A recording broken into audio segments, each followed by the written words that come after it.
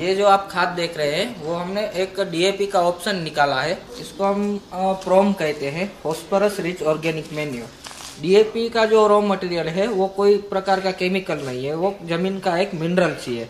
उस मिनरल्स के अंदर वो पूरी प्रोसेस करने के बाद वो केमिकल बन जाता है और हमने इसमें से नेचुरली फॉस्फोरस अवेलेबल करने की प्रोसेस की है, जिसके कारण ये पूरा नेचुरल खाद है, ऑर्गेनिक खाद भी है ये पूरा। इसमें कोई भी प्रकार का केमिकल नहीं है।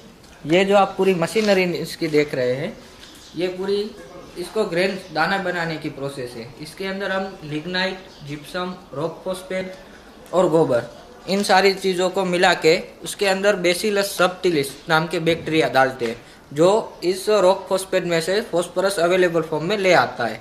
वो बैक्टीरिया को जीवित रखने के लिए उसके अंदर हम लिग्नाइट डालते हैं, जो कार्बन का काम करता है और बैक्टीरिया को खुराक देता है और लंबे समय तक टिकाने की क्षमता देता है।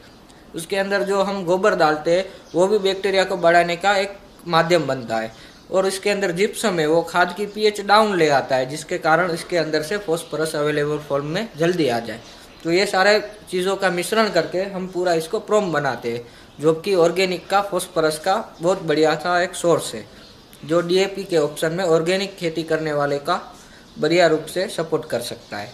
तो ये अच्छा, अपना इसका रेट क्या रहता है? इसका 50 किलो का 600 रुपये का हम पैकिंग करते हैं, जो विथआउट सब्सिडी है। इसमें कोई सब्सिडी नहीं लगती है, फिर भी हम 600 रुपये में अवेलेबल करते हैं।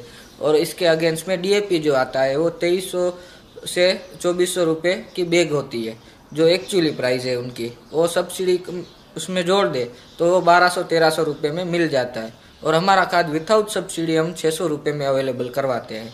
तो मतलब उसका हाफ रेट में, उसके हाफ रेट और में। सेम उतना ही 50 किलो का रहता है? हाँ, सेम 50। क्वांटिटी देखने में जाएंगे तो 50 किलो ही मिलेगी। हाँ। लेकिन डीएपी जितना रिजल्ट लेना हो तो इसकी थोड़ी क्वांटिटी बढ़ानी पड़ती है। तो हम आगे जाके ये कह सकते हैं कि डीएपी के रेट में ही हमें ऑर्गेनिक डीएपी मिल सकता है।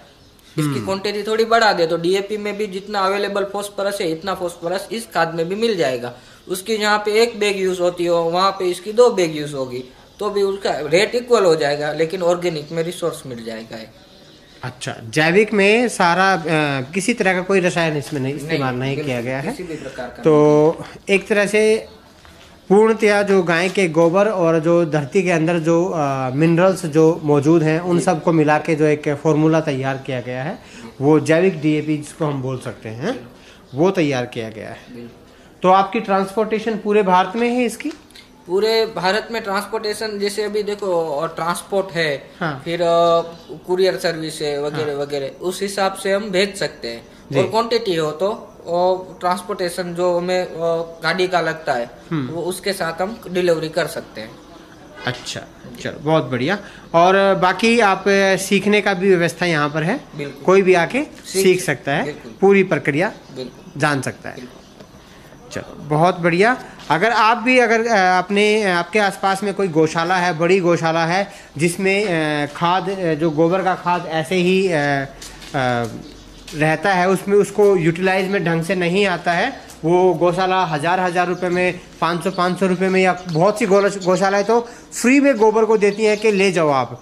तो अगर आप ऐसी जगह पे रहते हैं और कुछ इनोवेटिव काम करना चाहते हैं तो यहाँ से आप सीखकर उस गौशाला में आप प्लांट लगा सकते हो और एक अच्छा खासा मुनाफा आप कमा सकते हो। अच्छा, एक और बात मैं जानना चाहूँगा भाई, इन डिमांड कैसा मिल रहा है आपको? मार्केट से रिस्पांस मिल रहा है कि नहीं मिल रहा है? जो लोग समझ पा रहे हैं कि ये ऑर्गेनिक में भी ये शक्य है चीजें, उन लोगों का रिस्पांस बढ़िया मिल रहा है। अच्छा। जो जिनको अभी भी कोई समझ नहीं आ रही है चीज कि ये केमिकल है, ये हानिकारक है, ये आगे जाके नुकसान करेगा, वो लोगों का रिस्पांस थोड़े देर से आएगा, लेकिन आएगा जरूर। बिल्कुल। अच्छा, मतलब जब से आप लोगों ने शुरू किया है तब में और आज में कुछ एक डिमांड बढ़ती जा रही, कुछ ऐसा रेशो है? बिल्कुल है। जब हमने शुरू किया था तब बहुत सारे लोग ऑर्गेनिक में मानते तो हैं, लेकिन वो कुछ करना नहीं चाहते, तो करना चाहते हैं, उन लोगों को चीजें नहीं मिल पाती है। तो हमने ये बनाने का शुरू किया, तो जो लोग मान रहे थे वो धीरे धीरे हमारा ग्रुप बढ़ता जा रहा है। पहले 5-7 किसान हमसे जुड़े हुए थे, धीरे धीरे करके जिनको भी माहिती इन्फॉर्मेशन मिल रही है कि ऐसी चीज एक यहाँ बन रही है जो लाभदायी है, वो लोग साथ में जुड़ते गए और डिमांड थोड़ी बहुत कम रेशियो में लेकिन बढ़ती है। कम नहीं हो रही है। धीरे धीरे पिछले साल जितना खाद निकला था यहाँ से, बहुत सारे किसानों ने उसका उपयोग किया था, उससे इस साल में थोड़ा बढ़ावा आया है, थोड़ी इंक्रीमेंट हुई है, तो थोड़े और लोग जुड़े हैं हमारे साथ। रिपीट भी ऑर्डर आए हैं, कई लोगों ने पिछले साल भी डाला था, इस साल भी डाल रहे हैं। तो धीरे धीरे करके ये पूरा हमारा ग्रुप बढ़ेगा और बहुत सारे किसान लोग हमसे जुड़ेंगे, ऐसी हमें उम्मीद है पूरी। तो यहाँ पे डेली आप देख रहे हैं इतना अच्छा अभी सब पैकिंग चल रहा है और अभी कुछ पीछे स्टॉक में भरा हुआ है और प्रोडक्शन की जो प्रक्रिया है वो आप सारी देख सकते हैं। ये यहाँ पर पीछे गौशाला है, गौशाला के पास में ही बनाया गया है, यहीं से गोबर सारा एकत्रित होता रहता है और ये गोबर लाके यहाँ पे स्टोर करना और फिर इन मशीनों में अलग अलग तरह से इसको मिक्सिंग करके प्रक्रिया के दौरान तहत से जाना पड़ता है। तो मनोज भाई विस्तार में ज़्यादा बताएंगे। जी मनोज भाई, अपने खाद बनाने की क्या प्रक्रिया है और किस तरह से ज़्यादा नॉर्मल खाद से ज़्यादा कारगर कैसे है ये जो हमारा खाद है जी, वो गोबर को हम खाद मानते थे जी और आज भी मान रहे हैं, और वास्तव में गोबर है वो खाद है। बायोलॉजिकल तरीके से उसमें काफ़ी बैक्टीरिया है और उसके अंदर फिजिकल तौर पे भी वो जमीन को ठीक करने वाला है और तत्व के तौर पे आपूर्ति करने वाला का गोबर है जी। मगर वो जो गोबर का सीधा उपयोग है वो हम नहीं करते हैं। उसको ज़्यादा मूल्यवर्धन करने के लिए हम उसके अंदर कई खनिजों का मिश्रण करते हैं। तो अलग अलग प्रकार के जो खनिज है उसको हम मिला के ये कंपोस्ट खाद बना रहे हैं, जिसमें जिप्सम है, परलाइट है, लिग्नाइट है, ऐसे जो खनिज है वो है। दूसरा वनस्पति का एग्रो वेस्ट जो है उसको भी हम उसमें कंपोस्ट करके डाल रहे हैं। तो वनस्पति, गोबर, मिट्टी सब मिला के एक उत्तम प्रकार के जो खाद जमीन को जितना चाहिए, बायोलॉजिकल तरीके से बैक्टीरिया भी उसमें एनरिच करते हैं। जब खाद बनता है तो उसमें जीवामृत और ये ओजोटोबैक्टर या फॉस्फेट सोलुबलाइजिंग पीएसबी बैक्टीरिया, ऐसे कई प्रकार के जो अच्छे बैक्टीरिया है वो भी हम कंपोस्ट बनने के बाद उसमें डालते हैं और ये तैयार हो जाने के फाइनल स्टेज में हम उसमें जोड़ते हैं बैक्टीरिया को भी।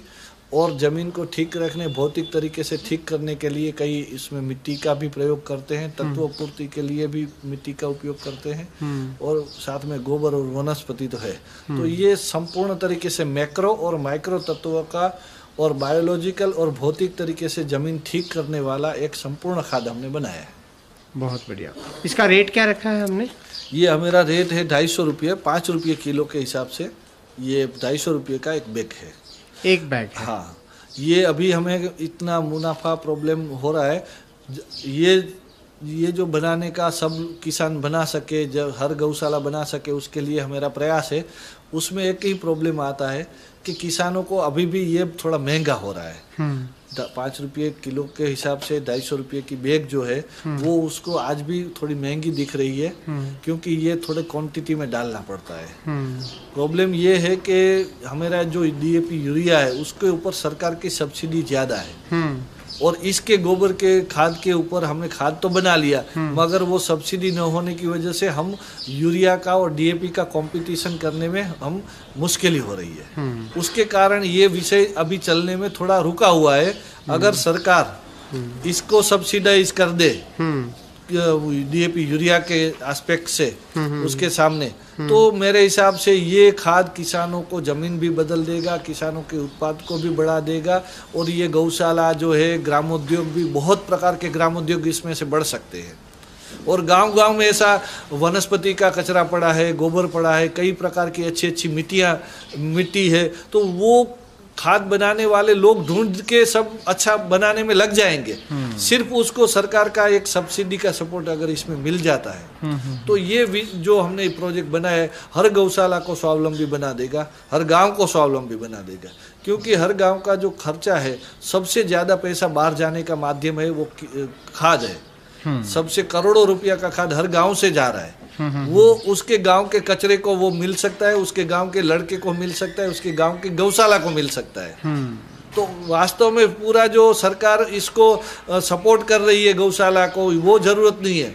उसको थोड़ा सब्सिडी, इस प्रकार का फैसिलिटेशन की अगर ज़रूरत है, किसानों को भी ये सस्ता खाद मिल जाए तो उसको भी सब्सिडी की कहीं न कहीं ज़रूरत कम हो जाएगी। खाद सस्ता होना चाहिए, तो उसके लिए सरकार की ओर से जब ये इसको सब्सिडी मिले, ऐसे प्रयास हमारे चालू है। अगर कोई आने वाले समय में होगा भी, धीरे धीरे बात पहुंच रही है आगे तक। बिल्कुल। अगर कोई इसको लेना चाहता है तो क्या ट्रांसपोर्टेशन उपलब्ध है, कहीं दूर भी भेजना होता है? हाँ, तो उसमें हमारा थोड़ा रेगुलेशन होता है, मार्केटिंग के रेगुलेशन के हिसाब से 25 किलोमीटर तक ट्रांसपोर्टेशन फ्री होता है। हाँ। 50 किलोमीटर है तो इतना लिया तो इतना, ऐसे कई योजनाएं। अच्छा, कई योजनाएं हैं। योजनाएं वो होती फोन है पे marketing जिसकी जैसी की। रिक्वायरमेंट हाँ, होगी वो जिसकी फोन पे। जैसी रिक्वायरमेंट के आधार से करते हैं। हर गांव में गौशाला हो, गौशाला ऑलरेडी है, हर गांव में गौशाला है। पूरे भारत में कहीं भी चले जाओ गौशाला ही गौशालाएं हैं। हर एक गांव में नहीं है तो दूसरे गांव में जरूर आपको मिल जाएगी। तो वहां पे अगर इस तरीके का खाद अगर इस्तेमाल किया बनाया जाए और उस खाद को अपने अपने एरिया में अगर बांटा जाए तो बहुत अच्छी प्रक्रिया और ग्राम स्वावलंबन का एक मॉडल तैयार हो सकता है। मैं अपनी वीडियोस में हर बार मैं अब मैंने बोलना शुरू कर दिया है कि ग्राम स्वावलंबन, ग्राम स्वावलंबन, ग्राम स्वावलंबन।